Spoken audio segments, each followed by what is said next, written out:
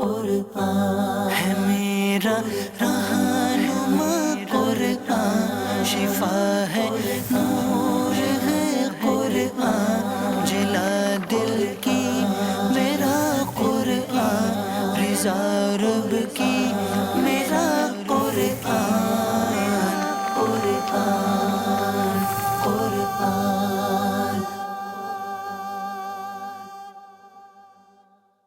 الحمد للہ رب العالمین والصلاة والسلام علی سید المرسلین، اما بعد فاعوذ باللہ من الشیطان الرجیم، بسم اللہ الرحمن الرحیم۔ الصلاة والسلام علیک یا رسول اللہ وعلی آلک واصحابک یا حبیب اللہ، الصلاة والسلام علیک یا نبی اللہ وعلی آلک واصحابک یا نور اللہ۔ میٹھے میٹھے اسلامی بھائیوں اور مدنی چینل کے ناظرین، الحمدللہ عز و جل ایک بار پھر سلسلے میں حاضر ہیں جس کا نام ہے ایک قصہ ہے قرآن سے۔ قرآن ہے میرا رہنما، قرآن شفا ہے، نور ہے قرآن، جلا دل کی میرا قرآن، رضا رب کی میرا قرآن، قرآن قرآن۔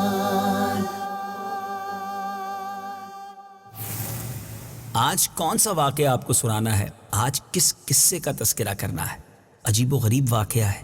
مرنے کے بعد لوگ دنیا میں تو زندہ نہیں ہوتے، ہاں یقیناً قیامت کے دن اللہ تبارک و تعالیٰ پھر زندہ فرمائے گا، مگر اسی دنیا میں ایک واقعہ ایسا بھی پیش آیا کہ 70,000 مردے، جی ہاں 2 4 6 نہیں، 70,000 مردے زندہ ہو گئے تھے۔ یہ واقعہ، یہ ماجرا قرآن پاک میں ہی موجود ہے۔ کہاں موجود ہے، کیسے موجود ہے، آئیے سنتے ہیں۔ یہ حضرت حزقیل علیہ السلام کی قوم کا ایک بہت ہی عبرت انگیز اور انتہائی نصیحت آموز واقعہ ہے، جس کو خداوند قدوس نے قرآن مجید کی سورہ بقرہ میں بیان فرمایا۔ سب سے پہلے یہ جانتے ہیں کہ حضرت حزقیل علیہ السلام کون تھے۔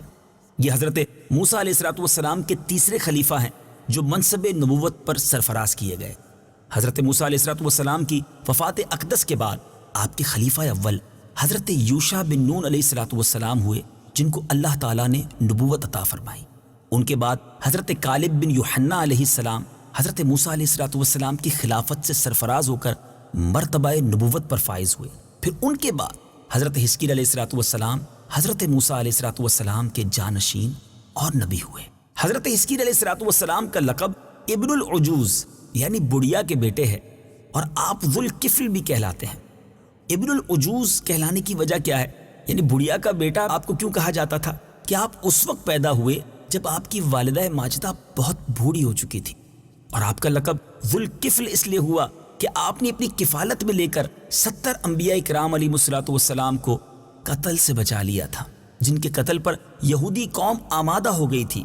پھر یہ خود بھی اللہ کے فضل و کرم سے یہودیوں کی تلوار سے بچ گئے اور برسوں زندہ رہ کر اپنی قوم کو ہدایت فرماتے رہے۔ مردوں کے زندہ ہونے کا واقعہ یہ کیا تھا؟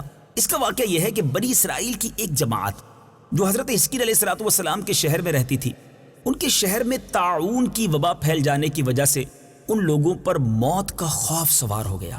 یہ لوگ موت کے ڈر سے سب کے سب شہر چھوڑ کر ایک جنگل میں بھاگ گئے اور وہیں رہنے لگے۔ تو اللہ تعالیٰ کو ان لوگوں کی یہ حرکت بہت زیادہ ناپسند ہوئی، چنانچہ رب کریم عز و جل نے ایک عذاب کے فرشتے کو اس جنگل میں بھیج دیا، جس نے ایک پہاڑ کی اوٹ میں جا کر ایک چیخ مار کر بلند آواز سے کہا، موتو، یعنی تم سب مر جاؤ۔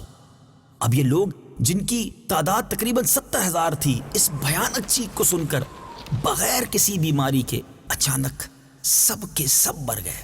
اب ان مردوں کی تعداد اس قدر زیادہ تھی کہ لوگ ان کے کفن دفن کا کوئی انتظام نہ کر سکے، اور ان مردوں کی لاشیں کھلے میدان میں بے گور و کفن 8 دن تک پڑی رہیں، سڑنے لگی، تعفن پیدا ہونے لگا۔ پورے جنگل بلکہ اس کے اطراف میں بدبو پھیل گئی۔ غور کیجئے نا، 70,000 لاشیں ہوں بغیر کفن کے 8 دن تک پڑی رہیں تو کیا حال ہوا ہوگا۔ اب کچھ لوگوں نے ان لاشوں پر رحم کھا کر چاروں طرف سے دیواریں اٹھا دی تاکہ یہ لاشیں درندوں سے محفوظ رہیں۔ کچھ دنوں کے بعد حضرت حزقیل علیہ السلام کا اس جنگل میں ان لاشوں کے پاس سے گزر ہوا، اپنی قوم کے 70,000 انسانوں کی ناگہاں بے گور و کفن لاشوں کو جب انہوں نے دیکھا تو آپ کا دل رنج و غم سے بھر گیا۔ آپ دیدہ ہو گئے اور باری تعالیٰ کے دربار میں دکھ بھرے دل کے ساتھ گر گڑا کر دعائیں مانگنے لگے اور کچھ اس طرح دعا مانگی کہ یا اللہ، یہ میری قوم کے افراد تھے جو اپنی نادانی سے یہ غلطی کر بیٹھے ہیں کہ موت کے ڈر سے شہر چھوڑ کر جنگل میں آ گئے. یہ سب میرے شہر کے باشندے ہیں، ان لوگوں سے مجھے انس تھا اور یہ لوگ میرے دکھ سکھ کے شریک تھے. افسوس کہ میری قوم ہلاک ہو گئی اور میں بالکل اکیلا رہ گیا. اے میرے رب، یہ وہ قوم تھی جو تیری حمد کرتی تھی اور تیری توحید کا اعلان کرتی تھی اور تیری کبریائی کا خطبہ پڑھتی تھی. آپ بڑے سوز دل کے ساتھ دعا میں مشغول تھے کہ اچانک آپ پر یہ وحی نازل ہوئی کہ اے حزقیل علیہ السلام، آپ ان بکھری ہوئی ہڈیوں سے فرما دیجئے کہ اے ہڈیوں، بے شک اللہ تبارک و تعالیٰ تمہیں حکم دیتا ہے کہ جمع ہو جاؤ، تم اکٹھا ہو جاؤ. یہ سن کر یہ بکھری ہوئی ہڈیوں میں حرکت پیدا ہوئی اور ہر آدمی کی ہڈیاں جمع ہو کر ہڈیوں کے ڈھانچے بن گئے، اسکیلیٹن بن گئے. اب پھر یہ وحی آئی کہ اے حزقیل علیہ السلام، آپ فرما دیجئے کہ اے ہڈیوں، تم کو اللہ کا یہ حکم ہے کہ تم گوشت پہن لو. یہ کلام سنتے ہی فوراً ہڈیوں کے ڈھانچوں پر گوشت پوست چڑھ گئے. پھر تیسری بار یہ وحی نازل ہوئی کہ اے حزقیل، اب یہ کہہ دو کہ اے مردوں، خدا کے حکم سے تم سب اٹھ کھڑے ہو جاؤ. چنانچہ آپ نے یہ فرما دیا تو آپ کی زبان سے یہ جملہ نکلتے ہی 70,000 لاشیں، جی ہاں وہ لوگ جو دنیا سے چلے گئے تھے، مگر اللہ کے نبی کی زبان سے جب یہ مبارک الفاظ نکلے اور رب کا حکم شامل تھا، اب وہ تمام 70,000 لاشیں دم زدن میں یہ پڑھتے ہوئے کھڑی ہو گئی. ان کی زبان پر کیا تھا؟ سبحان اللہ، سبحانک اللہم وبحمدک لا الہ الا انت.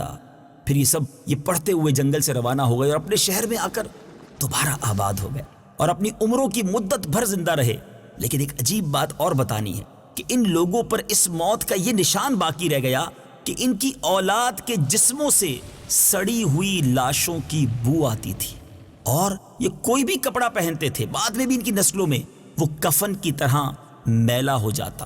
اب ایک اور عجیب بات سنیے، آج بھی ان لوگوں کی نسل میں یہ نشان موجود ہے. یعنی آج بھی ان کی نسل میں سے جو لوگ دنیا میں ہیں، ان کے ساتھ ایسا ہی ہوتا ہے کہ ان کے جسموں سے سڑی ہوئی لاش کی بو آتی ہے اور وہ جو بھی لباس پہن لیں وہ کفن کی طرح میلا ہو جاتا ہے. میٹھے میٹھے اسلامی بھائیوں، یہ قرآن پاک میں واقعہ کہاں موجود ہے؟ یہ پارہ 2 ہے، سورہ بقرہ ہے، آیت نمبر 243. آئیے اس آیت کی تلاوت بھی سنتے ہیں، ترجمہ بھی سنتے ہیں.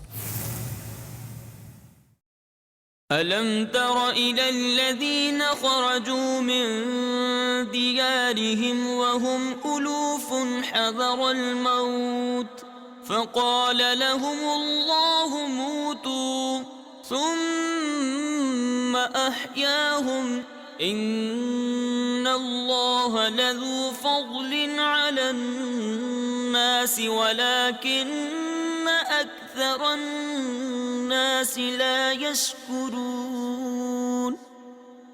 ترجمہ: اے حبیب، کیا تم نے ان لوگوں کو نہ دیکھا تھا جو موت کے ڈر سے ہزاروں کی تعداد میں اپنے گھروں سے نکلے تو اللہ نے ان سے فرمایا مر جاؤ، پھر انہیں زندہ فرما دیا. بے شک اللہ لوگوں پر فضل کرنے والا ہے، مگر اکثر لوگ شکر ادا نہیں کرتے. میٹھے میٹھے اسلامی بھائیوں، عجیب و غریب واقعہ آپ نے سنا کہ 70,000 مردے زندہ ہو گئے. اب اس واقعے کو سننے کے بعد میں نے اور آپ نے کیا سیکھنا ہے؟ سیکھنا یہ ہے کہ دنیا میں ہم کہیں بھی چھپ جائیں، کہیں بھی سیکیور مقام تلاش کر لیں جو ہمارے نزدیک محفوظ ہو، مگر موت آ کر رہے. ہم کہیں بھی چلے جائیں، جو موت کا وقت ہے وہ آ کر رہے. موت کے خوف سے شہر چھوڑنا، موت کے خوف سے ملک چھوڑ دینا، موت کے بارے میں یہ سوچنا کہ میں کہیں محفوظ ہو جاؤں گا تو موت نہیں آئے گی، نہیں. کر لے جو کرنا ہے، آخر موت ہے. ایک دن مرنا ہے، آخر موت ہے. موت سے بھاگنے کی بجائے موت کی تیاری کیجیے. آخرت میں ایسے اعمال ہمارے کام آئیں گے جو ہم نے دنیا میں اچھے کیے ہوں گے. تو کیوں نہ موت کے خوف سے، موت سے دور بھاگنے کی بجائے موت کی تیاری میں لگ جائیں. مرنا تو ہے ہی، تو کیوں نہ اللہ کو راضی کرنے والے کام کریں. خود قرآن پاک ہی کی تلاوت اپنا معمول بنا لیں. تو روایتوں میں آتا ہے کہ قرآن میں کئی ایسی صورتیں ہیں جو مرنے کے بعد بہت کام آئیں گی. بلکہ سورہ ملک کے بارے میں تو یہاں تک آتا ہے کہ وہ عذاب قبر سے بچانے والی صورت. تو یہی نیت کر لیں، روزانہ رات کو سونے سے پہلے سورہ ملک کی تلاوت کر لیں تو انشاءاللہ قبر میں راحت ہو جائے گی. قرآن پاک کے بارے میں آتا ہے کہ یہ انسان کی قیامت کے دن شفاعت کرے گا. تو قرآن پاک سے دوستی سچی کر لیجئے اور اپنی موت کی تیاری کیجیے۔ میٹھے اسلامی بھائیوں، اسی بات پر ایک بڑا عجیب و غریب واقعہ ہے کہ منقول ہے کہ بنو امیہ کا بادشاہ عبد الملک بن مروان جب اس کے ملک شام میں طاعون کی وبا پھیلی تو وہ موت کے ڈر سے گھوڑے پر سوار ہو گیا اور شہر سے بھاگ نکلا، اور ساتھ میں اپنے کچھ خاص غلام اور کچھ فوج بھی لے لی۔ اب وہ طاعون کے ڈر سے اتنا ڈر رہا تھا، اتنا خوف زدہ تھا کہ وہ اپنے گھوڑے سے نیچے نہیں اترتا تھا، زمین پر پاؤں ہی نہیں رکھتا تھا، بلکہ گھوڑے کی پشت پر ہی سوتا تھا۔ دوران سفر ایک رات میں اس کو نیند نہ آئی تو اس نے اپنے غلام سے کہا کہ تم مجھے کوئی قصہ سناؤ۔ تو ہوشیار غلام تھا، اس نے بادشاہ کو نصیحت کرنے کا موقع پا کر ایک واقعہ اسے سنایا۔ بادشاہ سے کہتا ہے کہ حضور، ایک لومڑی اپنی جان کی حفاظت کے لیے ایک شیر کی خدمت گزاری کیا کرتی تھی کہ کوئی درندہ شیر کی ہیبت کی وجہ سے لومڑی کو نقصان نہیں پہنچاتا تھا۔ اب جو لومڑی تھی نہایت بے خوفی کے ساتھ، اطمینان سے شیر کے ساتھ زندگی بسر کرتی تھی۔ اچانک ایک دن ایک عقاب لومڑی پر جھپٹا تو لومڑی بھاگ کر شیر کے پاس چلی گئی اور شیر نے اس کو اپنی پیٹھ پر بٹھا لیا۔ تو عقاب نے دوبارہ جھپٹا اور لومڑی کو شیر کی پیٹھ سے اچک کر وہ ہوا میں لے کر چلا گیا۔ اب لومڑی چیختی رہ گئی، چلا چلا کر شیر سے فریاد کرنے لگی۔ تو شیر نے کہا کہ اے لومڑی، میں زمین پر تو تمہاری حفاظت کر سکتا تھا، لیکن اگر آسمان سے کوئی تم پر حملہ کر دے تو میں اسے کیسے بچا سکتا ہوں؟ وہاں میری بادشاہی تمہیں نہیں بچا سکتی۔ اب میرے میٹھے اسلامی بھائیوں، جب یہ بات بادشاہ نے سنی، عبد الملک بن مروان نے سنی، تو اسے عبرت حاصل ہوئی۔ اس کی سمجھ میں آ گیا کہ میری فوج ان دشمنوں سے تو مجھے بچا سکتی ہے جو زمین سے مجھ پر حملہ آور ہوں، لیکن اگر کوئی آسمانی بلا نازل ہونا چاہتی ہے اور بلکہ موت مجھ پر حملہ آور ہونا چاہتی ہے تو پھر دنیا کی کوئی طاقت میری حفاظت نہیں کر سکتی۔ ہاں، حفاظت کرنے والا ہے رب عز و جل، تو کیوں نہ اس کی طرف رو لگائی جائے، اس کے ساتھ ایسا تعلق کر لیا جائے جو دنیا میں بھی خیر ہو جائے اور آخرت میں بھی خیر ہو جائے۔ بادشاہ اطمینان کے ساتھ اپنے گھر واپس چلا گیا اور اپنے شاہی محل میں سکون کی زندگی گزارنے لگا۔ ہم سب کے لیے اس میں درس ہے۔ ہم بعض اوقات کچھ پیسے کما کر، کچھ تعلقات بنا کر، کچھ سورسز لگا کر سمجھتے ہیں کہ اب میرا کوئی نہیں بگاڑ سکتا۔ نہیں میرے میٹھے اسلامی بھائیوں، پہلوانوں کو پچھاڑا موت نے، کھیل کتنوں کا بگاڑا موت نے، ہاتھی جیسے بھی پچھاڑے موت نے، کیسے کیسے گھر اجاڑے موت نے۔ ایک دن مرنا ہے، آخر موت ہے، کر لے جو کرنا ہے، آخر موت ہے۔ اللہ کریم مجھے بھی، آپ کو بھی اپنے رب کو راضی کرنے کی فکر عطا فرمائے۔ ہم بعض اوقات دنیا والوں کو راضی کرنے کے بارے میں بہت سوچتے ہیں، ہمیں اپنے رب کو راضی کرنے کی فکر کرنی چاہیے۔ ایسے اعمال کیجئے جس سے اللہ راضی ہو جائے، موت بھی ایمان والی آئے، اور مرنے کے بعد جب اللہ کی بارگاہ میں قیامت کے دن ہم پیش ہوں، اللہ ہم سے راضی ہو، رب کا دیدار کرے تو رب کی رضا کے ساتھ اللہ ہم سے اتنا راضی ہو کہ اپنے خزانوں سے ہمیں اپنی رضا کی خیرات عطا فرمائے۔ مدنی چینل دیکھتے رہیے، اگلے سلسلے میں ایک اور قصہ قرآن کا لے کر حاضر ہوں گے۔ اس میں ایک اور درس ہوگا، قرآن پاک کی بات ہی نرالی ہے، پڑھتے جائیں، سمجھتے جائیں تو بہت کچھ سیکھنے کو ملتا ہے۔ صلو علی الحبیب صلی اللہ تعالی علی محمد صلی اللہ علیہ وسلم۔ قرآن ہے میرا رہنما، قرآن شفا ہے، نور ہے قرآن، جلا دل کی میرا قرآن، رضا رب کی میرا قرآن۔